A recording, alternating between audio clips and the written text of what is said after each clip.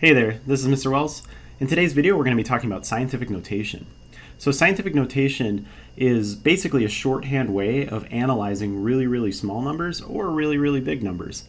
In scientific fields like astronomy, we're going to be working with really big numbers and really small numbers a lot. And so this kind of helps as a way to shorten or expedite the process of writing these numbers down. You'll see this as a universal convention when we look at scientific articles, scientific journals, research papers, discussions. All scientists will write out their findings in scientific notation.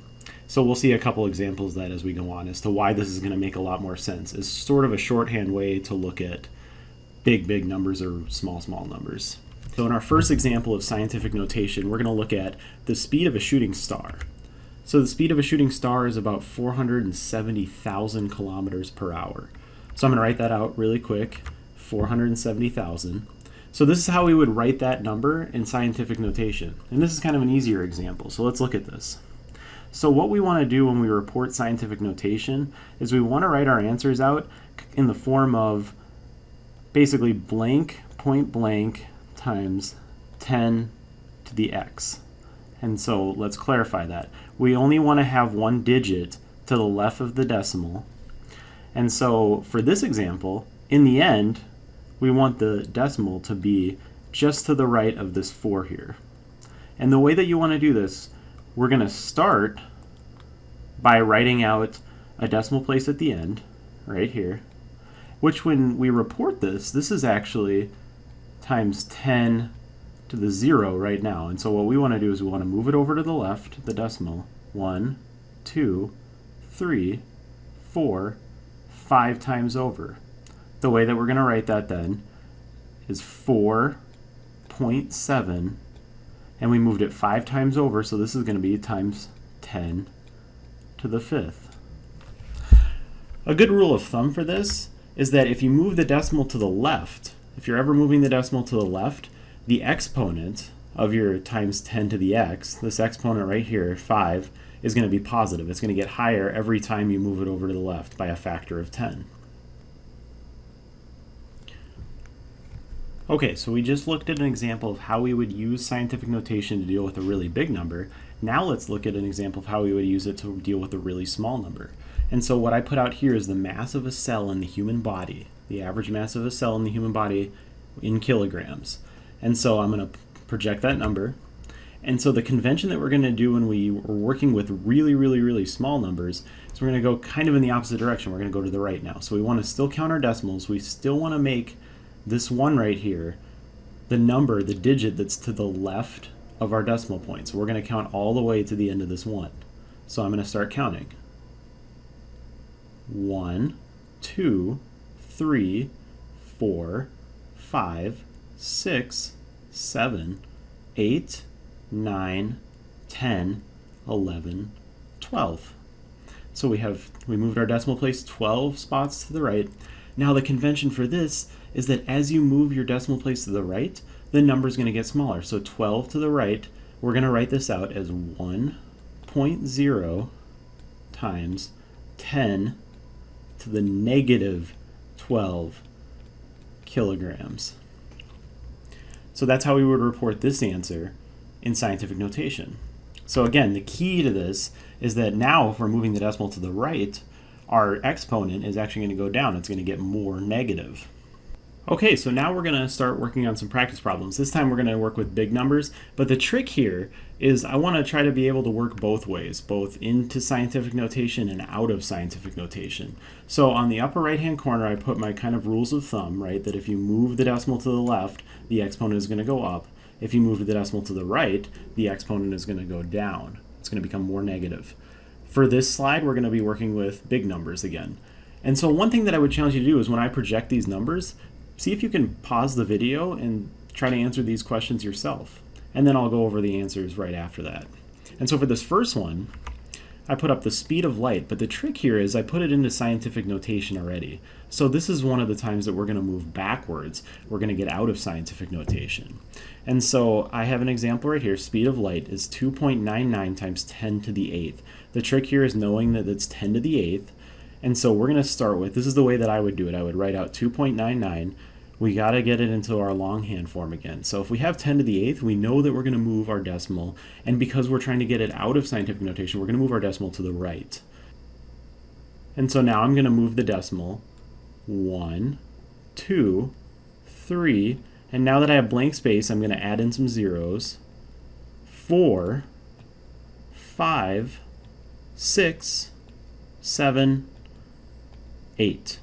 And so let's write this out in its longhand form. We're going to have 299 million meters per second. So we had to work a little bit backwards there, but now we have it in its longhand form again. Okay, in this example, we're going to look at the distance from the Earth to the Sun, which is 150 million kilometers. And this time we're going to go back into scientific notation. So it might be a good idea. Pause the video and see if you can solve this. Okay, let's check to see if we're able to solve it. So remember, I'm going to start with my decimal point right here, and I'm going to start moving over so that my decimal place is just to the right of this leftmost digit. So I'm going to count 1, 2, 3, 4, 5, 6, 7, 8. And so I've counted 8 to the left. Remember, if we go to the left, the exponent should go up. So 8 to the left is 1.5 times 10 to the 8th kilometers. So hopefully we got both of those right. Let's move on to an example where we work with really small numbers. Let's do 2 quick examples working with really small numbers now. So the first example we're going to work with is a really small number that's already in scientific notation. We're going to work backwards. And so the example that I put up here was the diameter of a red blood cell, which is 6.2 times 10 to the 6 meters. So we're going to start, we have 6.2 times 10 to the 6. So really what I would do to start right here is put out my 6.2. We know we have negative 6 here, and since it's a negative, when we're in scientific notation, we have to go in the opposite order that we started. So to get into scientific notation with small numbers, we go to the right. But to get out of scientific notation, we're going to go to the left. And so I'm going to take my decimal point here and move it 6 spots to the left, because we're 10 times at times 10 to the negative 6. So 1, 2, I'll put a 0 here, 3, 4, 5, 6. So my answer for this should be 0.0000062, because I had 5 zeros, my 6 and my 2. So this number reported out of scientific notation. It's back in its longhand form. So our next example that we're going to talk about is the mass of a grain of sand. And this one I have in its longhand form. And let's see if you can pause the video and see if you can practice and get this answer right. We'll go over it in just a second. Okay, so we do not have this answer in scientific notation. Our goal is to put it into scientific notation.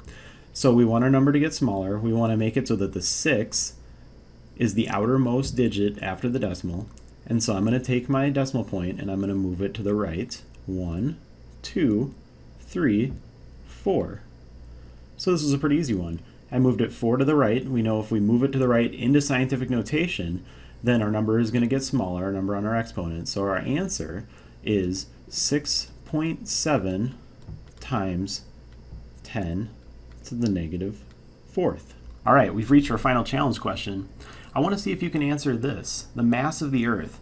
And the mass of the Earth is about 5 sextillion kilograms. It's a huge number, and when we look at something like planet mass, we are always going to be reporting our numbers in scientific notation. So anytime we research the mass of a planet or a planetary object, anything in our solar system or universe, we're going to be reporting our numbers in scientific notation because they're just mind-bogglingly enormous. So again, see if you can pause this video and answer this question. At the end, I will go over it. Okay, so hopefully you took a shot at that yourself. I'm going to write out my answer now, and I'm not going to make you count through all of the decimal places with me, but if you trust me or if you did this yourself, what we should have found is that I went 24 decimal places to the left. So we know that that's going to be a pretty huge exponent because we moved to the left as we were going into our scientific notation. My final answer turned out to be 5.9724 times 10 to the 24th kilograms. And that's the mass of the Earth. It makes a lot more sense to write it simplified like that. If you think about, let's say we were reading a research paper or we were going through some kind of scientific article that was talking about the masses of different planetary bodies, would you want to read these long numbers, or is this more readable? And when we look at scientific notation in a little bit more detail, there are some really important math quirks as it has to do with the accuracy and the precision of numbers that actually make scientific notation even more useful. But for now, really, this is just a more readily understandable way of looking at really large or really small numbers. And so one thing that I'll say is I would challenge you to go ahead and practice with some of these. Really, your true understanding, this might make sense as we went through this video, but our really deep understanding is going to come through practice. And this is definitely something that it just needs to be sat down with and worked on for a while. And assuming that this video made sense, with some more practice by hand, working with some of these really large, really small numbers, hopefully this will become something that becomes second nature, becomes really easy to understand, and when you look and read it really large or really small numbers, this kind of notation will make a lot of sense. So thank you so much for watching, and this was our video on scientific notation.